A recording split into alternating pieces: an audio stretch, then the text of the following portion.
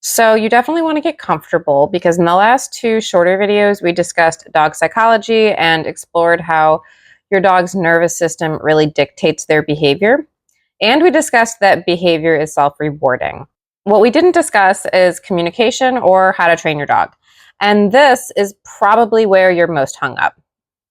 So like I mentioned at the beginning of the training series, this video is for you if you have a reactive, aggressive, or anxious dog, you have tried positive reinforcement, force-free, rewards-based, or balanced training styles and were dissatisfied with the results or lack thereof. You've worked with anywhere from 1 to 4 or more dog trainers in the past to try and get control of your dog's behavior. You're still looking for a solution to stopping your dog's difficult behavior and overall like helping them feel better about the world. And you want to understand how to do it holistically. So in this video, I'm going to show you how my proven and holistic approach to dog training is changing the way dog owners are living with and training their dogs at home and in their communities by applying what we know about dog psychology, pack leadership, and using balanced communication. So balanced communication refers to how dogs communicate with each other, existing on a spectrum between rewarding behavior, allowing behavior, and punishing behavior. Dogs use clear communication with each other and pressure to set boundaries and have conversations about resources, space, choices, and the movement of each other and the pack overall. A balanced dog will ignore or allow any behavior from another dog that's otherwise not a big deal, but they will consistently punish behavior using gentle but fair amounts of pressure to set boundaries for acceptable behavior in their space. A balanced pack leader does the same, but on a much greater scale. They do this on behalf of themselves and the entire pack. They maintain the balance by assuming control of resources, space, choices, and movement of the pack, but also with the pack's best interests at mind.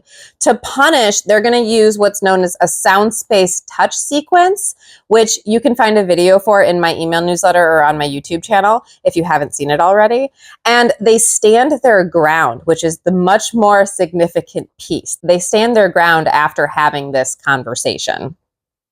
But they prioritize being clear and concise. They don't like to nag. They really only need to have these conversations with each other like 3 to 5 times to get their message across and really set a boundary, because every time that they have to have this conversation with another dog, they're going to escalate the amount of pressure that they use to make sure that that conversation is effective. Rather than focusing on making things overwhelmingly positive, dogs focus on consistent boundaries amongst themselves so that their no's are always clearly understood, where the yeses are basically considered anything that like the dog's just allowed to do. And because unlike humans and dogs don't have a shared verbal language, like a bark doesn't mean a certain word, and they don't have a language other than using this pressure with each other. So pressure is what they understand best and use amongst themselves. When they feel pressure imposed by another animal, that informs their behavior, mindset, and attitude overall. They'll start to think critically about how to turn that pressure off and avoid it in the future if and only if that pressure was like overwhelming enough to make them think twice. Like, oh, I'd like to, maybe that was maybe that was uncomfortable, or maybe that was unpleasant. And so I'd like to not experience that again.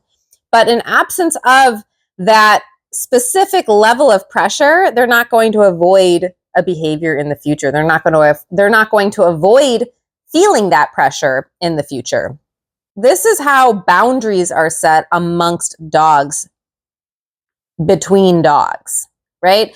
They're not going to get out a treat pouch and try to positively reinforce an alternative behavior. No, they're going to set a boundary. Like I said, dogs are much more concerned with making sure that their no's are very clear and the yeses are kind of loose. Anything that dogs are just allowed to do, they will assume is a yes. They will assume is something they're allowed to do. When they feel no pressure, do you want me to get that for you? Here you go. When they feel no pressure, they are free to exist and behave however they are. So when they feel that pressure again imposed by another dog, it's going to inform their decision making. It's going to inform their behavior and like what they're doing. So this is how boundaries are set amongst balanced dogs in balanced pack.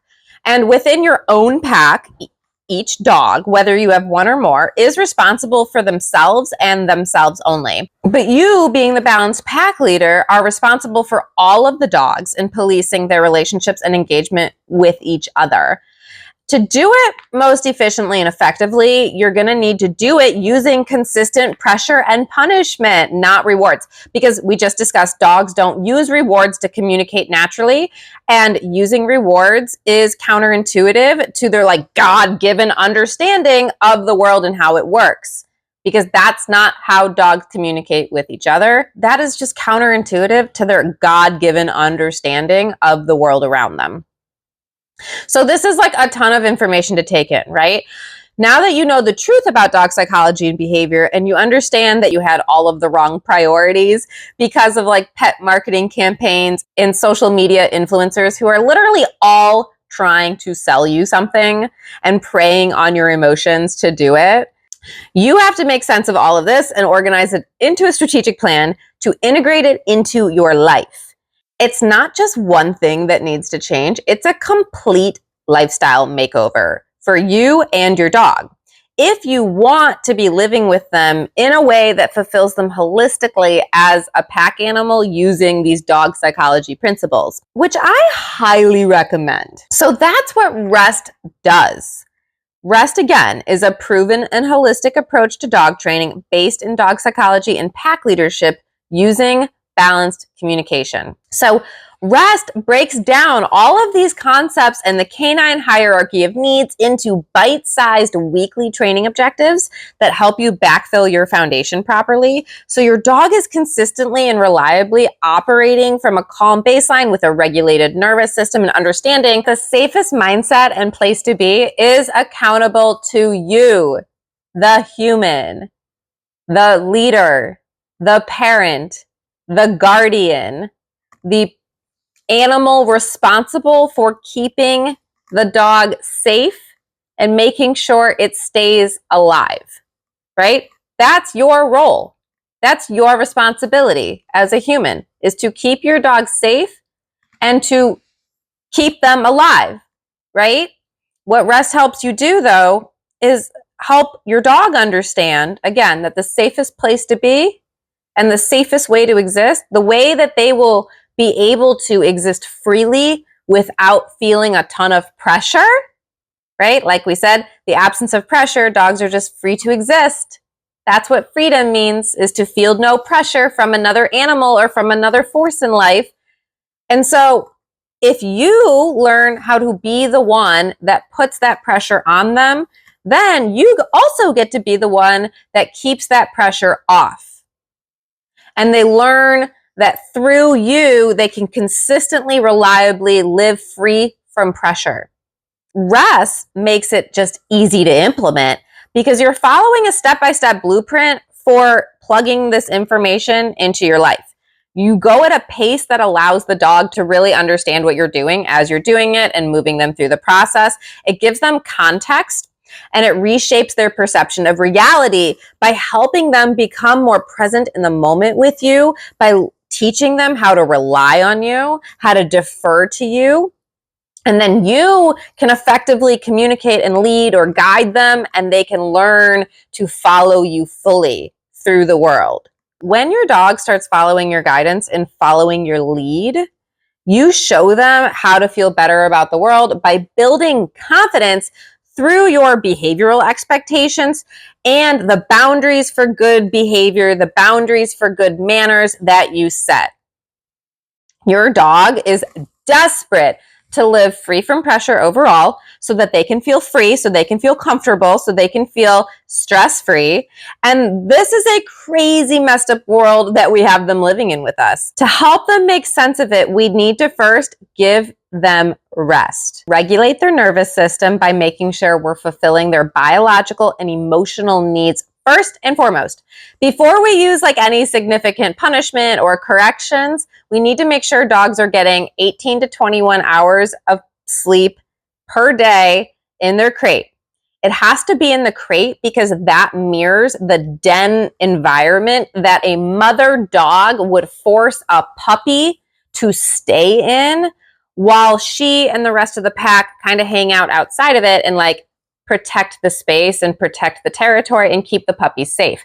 The puppies get to calmly relax and decompress and chill in that den that the mother dog forces them, teaches them with pressure to stay in, and then they get to stay in there comfortably.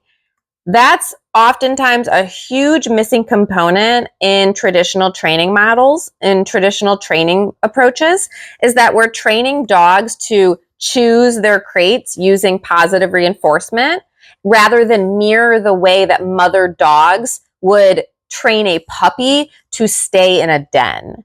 And so that's part of what we're doing here is we actually want dogs to be in their crate, and the way that we introduce the crate or reintroduce the crate, if you've already crate trained your dog, you do it again in week 1 when you're regulating your dog's nervous system so that you know they look at the crate not necessarily like this overwhelmingly positive choice, but like a safe Zen den space that they feel so comfortable in, with 3 walls protecting them, one way in, one way out, that they know is policed and guarded by their humans, their leader, their parent, whatever title you prefer to take on at this point in your journey with your dog. But to take on this, they trust that they are safe in there because you're out here guarding the rest of it, right? And so we need to literally recreate settled dogs in a way that helps them contextualize that the crate is not a choice. It's a safe Zen den space that I give you, and that you should go in and automatically like turn your brain off and shift down into your parasympathetic state of rest and digest so that you can decompress and ultimately like get the recharge that you're supposed to be getting when you sleep. When dogs aren't crate settled or sleeping in crates this way for this much time, we can't say definitively that they're actually getting enough sleep or that they're sleeping well, because they don't have this safe Zen den, my space is protected, I am safe and secure and have nothing to worry about feeling, until you introduce it with this different lens, right? So it is important for it to be in a crate, right? They're getting 18 to 21 hours of sleep per day in their crate, where a puppy would have been forced to stay by its mother dog without using treats. We need to make sure too that they're getting 60 to 90 minutes a day of structured exercise every day, so that it exhausts not just their body, but their mind. Oftentimes with reactive, aggressive, and anxious dogs, it's not that they're not physically tired. Like owners are running the dog and letting them off leash and doing flirt pull and fetching, and it's just like we're dog parks, and it's all like go, go, go, high adrenaline, high cortisol, high activity, like lots of up time. And these dogs need to chill the fuck out and settle down, right? They don't know how to turn off their brain and just like focus on one thing that isn't necessarily their choice. But if they do it long enough, they actually shift into it because it's a natural pack activity, right? Structured walking, for example. We would want to be structured walking for 60 to 90 minutes a day minimum with a reactive, aggressive, or anxious dog, so that we can stop the go, go, go, go, go and shift them into a state of flow with their pack, in a balanced pack, that they can start to mirror the energy from the other animals in the pack, and they can start to co-regulate using the energy of the other animals in their pack, right? This isn't just stopping behavior, right? This is going to the root cause of the issue and teaching our dogs to view the world differently and to respond differently to it. To be less reactive is to respond differently to the situations that keep presenting for your dog over and over and over again. right? So we're going to make sure that they're getting enough structured exercise so that we can exhaust not just their body, but we want to tame their mind, right? We want to make sure that we're giving their mind enough exercise so that it feels tired, right? It feels ready for rest. We need to give them, I don't like to say a job to do, but we need to give them something to focus on to channel all of this energy that they have. The energy has to go somewhere. Energy cannot be extinguished. It doesn't stop. We need to channel it somewhere so that your dog isn't just like literally like all jacked up on their own energy load. No, we have to, like, every day your dog wakes up with a certain cup of energy, and every day we have to pour out that cup a certain amount, or otherwise they will go crazy. But it's not just drain your dog's energy. There's so much more to it. It's not just give your dog more exercise. The quality of that exercise matters. If it is not structured exercise, it doesn't count. It doesn't count for taming their mind. All it does is drain their body. And if you're not doing both, you're not approaching behavior change or rehabilitation from a holistic, balanced lens. You have to go at it from both sides. We also have to examine if the dogs are eating high quality, protein rich diets that are like low in carbs. Dogs are not naturally meant to eat these high processed, starchy kibble diets like Purina and Blue Buffalo or Hills, or like the stuff that you can buy off the shelf. Ultimately, a fed dog is best, but that doesn't mean that the food is necessarily good for them. Gut health and cognitive processing and mood stability are all directly tied to each other. And so if our dogs are eating like crap, we can expect them to feel like crap. And we can expect them to, their body naturally knows, just like humans' bodies, like our bodies know what we're missing, right? And as soon as you start getting the thing you're missing, like your problems all kind of resolve, and you're just like, oh, wow, I just needed to take a fucking supplement, or, oh, I needed to drink more water. Like there's certain absolutes in biology and how nutrition impacts development and biological functioning and psychological processes and neurological processes and physiological processes. Like, it matters. And so if our dogs aren't eating high quality protein rich diets, which is what dogs need, we can expect them to have declines in their cognitive health and in their mood stability, where they're going to be less predictable and less reliable. We do consider diet here as part of a holistic approach to dog training. What your dog eats impacts the way that they feel. And if they feel like crap, then they will behave like crap. Like that's tied together. And then, are they in pain? All of these things matter when it comes to nervous system regulation. If a dog doesn't have all of these things working together, they are not going to have a regulated nervous system or like a calm baseline that they can exist from, right? They will until you have all of these buckets filled, be ultimately operating at an elevated baseline when it comes to nervous system stability, which means when you encounter triggers then out in the world, they are not operating from zero. They're operating from whatever heightened arousal level or nervous system state, survival state that they're in, because these needs haven't been met yet. So that's regulating their nervous system. Then we need to focus on establishing a healthier relationship with you and your dog so that, again, they perceive you as a pack leader or parent figure who they can respect and trust to keep them safe, provide for them fully, and overall alleviate them of their burden to need to lead themselves.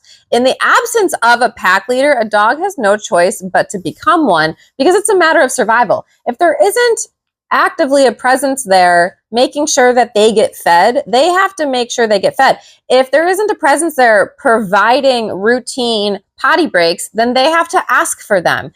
So overall, we need to show our dogs that, like, we control the movement, space, resources, and choices, not just for them, but for all of the animals in the pack, so that they can perceive us appropriately as someone that's worthy of their respect and trust, that can keep them safe. And in this phase, we also introduce punishment for explosive, reactive, unwanted behavior, regardless of the emotional drive that caused it, whether it's fear or excitement. All of them are pretty much addressed the exact same way by looking at it holistically and just giving the dog exactly what it needs to be successful, from this dog psychology and pack leadership canine hierarchy of needs perspective.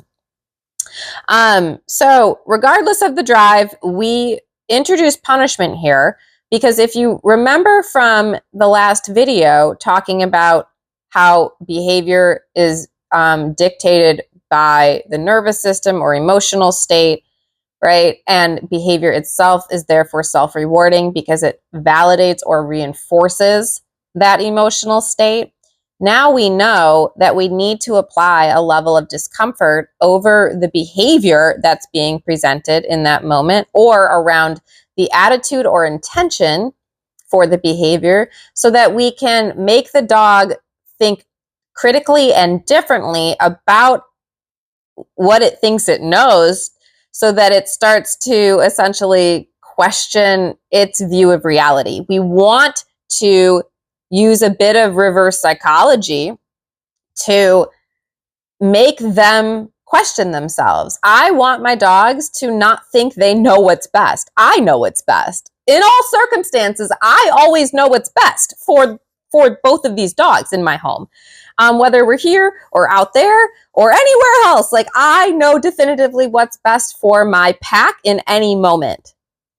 And they need to defer to that, right? It's up to them to, regardless of how they feel, learn to surrender fully and trust and rely on me to take care of it, right? So we introduce punishment so that we can stop the default, right?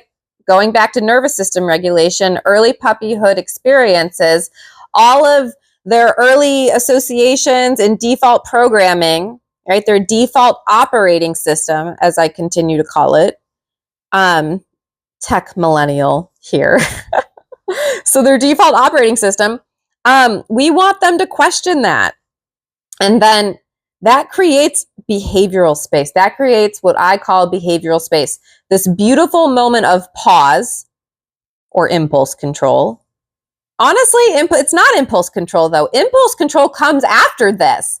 Behavioral space is simply that moment of hesitation or pause when the dog is like, I would usually do this. What do I do? And then they look to you to find out. In many cases. In some cases, it's not that clean. But the goal is to create this moment of pause or hesitation for the dog that they don't know what to do. And now they start looking for a new option. And honestly, up front, sometimes this looks like behavior getting a little bit worse before they get to that moment of surrender and like asking for help, essentially, and like asking you to inform the situation and take care of it, because clearly they don't know what's best. But that is simply because they're instinctive primal animals and their survival skills are to take care of it themselves in the absence of someone taking care of it for them. Up until this point, there has been no intervention. There's been no force of nature to stop them and make them question what's going on.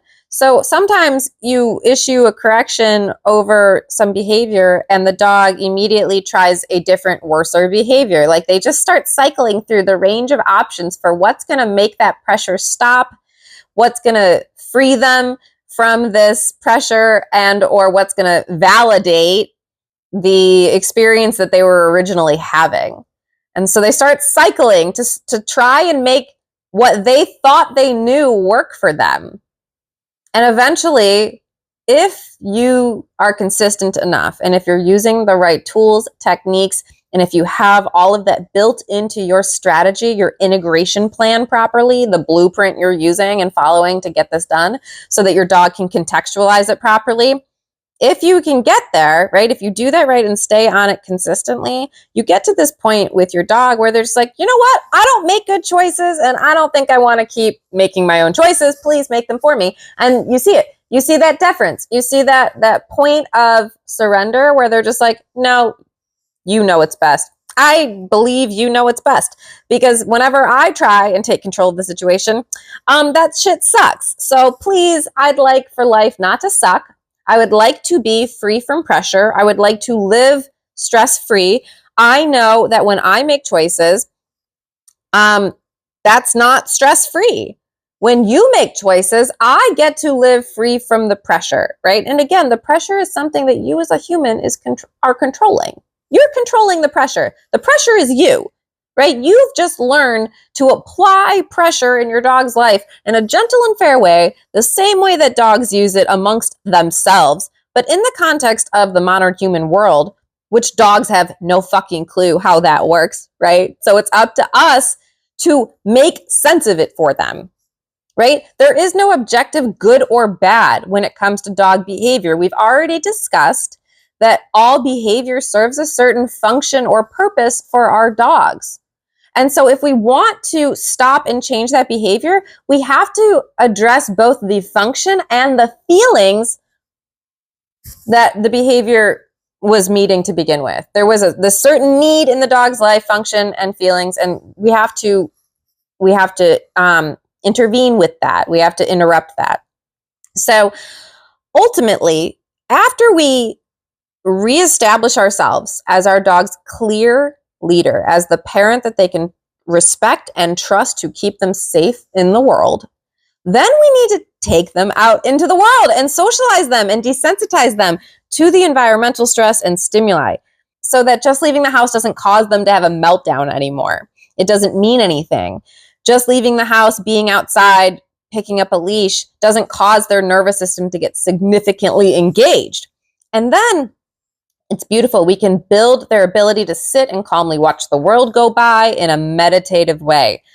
And for really anxious dogs that are really struggling with this, like they just they're kind of nervy, anxious, can't really sit still, we would introduce breath work for these dogs in what's known as a double down command, right? Where we teach them to put their chins down whenever they're stressed out so that they take deep restorative breaths through their nose instead of shallow panting, right? So instead of hyperventilating and shallow panting, which just keeps them in that state of anxiety and panic and high adrenaline, high cortisol, we want to slow down their breath by using breath work, right? So we introduced that too in this socialization and desensitization phase.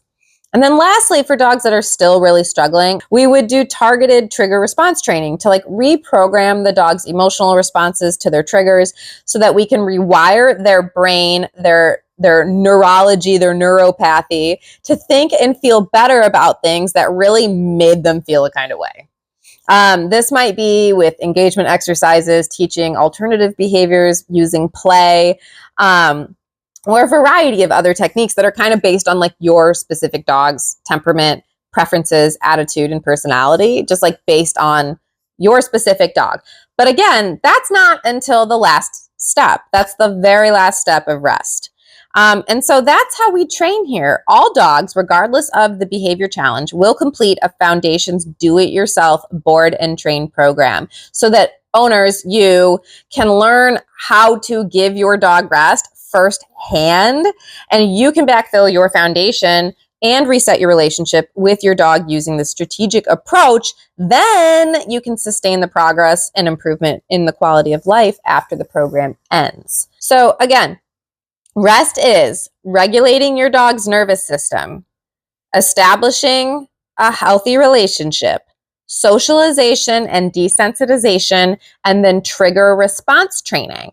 That's it. It's a 4-step approach to stopping your dog's behavior and rehabilitating their mindset and attitude overall so that they feel differently. They feel better. They feel calmer, more neutral.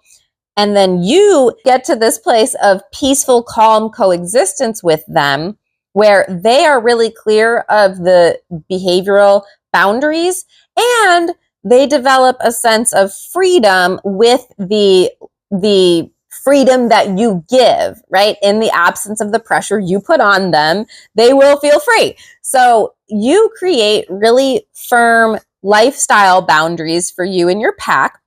First, based on dog psychology and pack leadership, right? There's certain non-negotiables that ultimately, when you're first introducing all of this, you will have to oblige.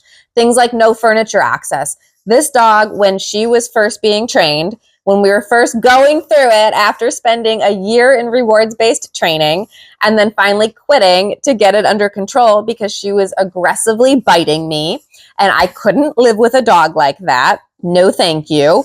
In order to get that under control, we had to do our own board and train, and we had to take into account all of the different ways that dogs communicate with other animals. Dogs use elevation to claim and control spaces with other dogs. They use it to establish control and dominance of other resources. Space is just a resource for animals, for dogs. So the couch typically ends up being a space that your dog really enjoys, but ultimately it's something that they want. Dogs don't have the unique desire that humans do. Dogs do not want anything that they don't think that they need. So when they really want something, it's because they think they need it. And with dogs, they will, being narcissistic, opportunistic animals, they will practice whatever behavior they need to practice to get what they want. We've already established that they're primal, instinctive, driven animals. And so it's so important that you set hard boundaries around the areas that your dog ultimately uses against you when you're training and rehabilitating their behavior and mindset overall. If dogs use elevation to control spaces and to have more leverage with and against other animals during conflict, because it makes it easier to if Savannah stands up, she's a 42-pound dog. She's 2.5 feet tall. She's taller than me if she stands up right now, right? So to have a dog like that with an attitude problem on the same elevation or plane as me puts me in a bad position, right? She knows that. Dogs know what works to overpower or dominate another animal. And they learn that really quickly with the animals they engage with through this balanced communication. So one of the things you can do if you're struggling with your difficult dog is to establish really clear boundaries around the space, resources, choice, and movement of all of the animals in your pack. Humans get access to furniture. Dogs do not. Dogs in training do not get to be on your furniture. All of these things are really important when we are approaching this strategically with the intention of maintaining the progress for the rest of the dog's life. It's not that your dog can never be on the furniture again.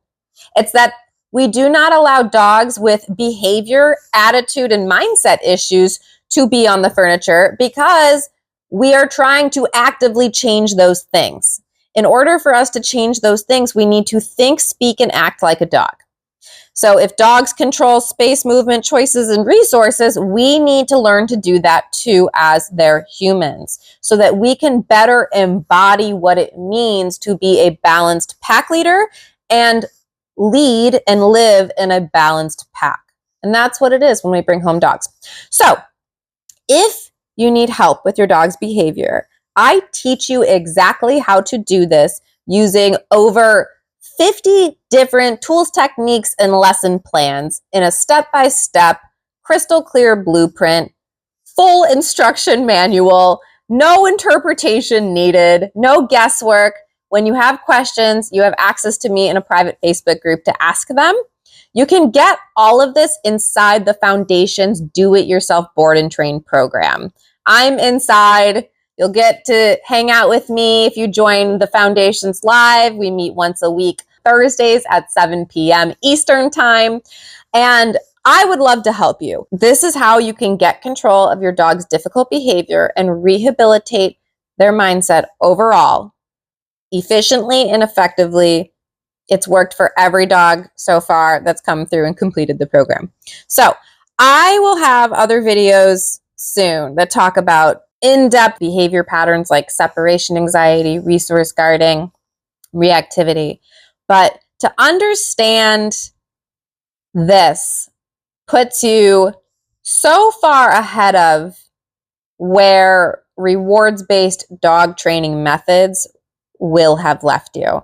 And if any of these videos have been super helpful, I'd love to hear from you. Let me know in the comments. I will see you in a later video.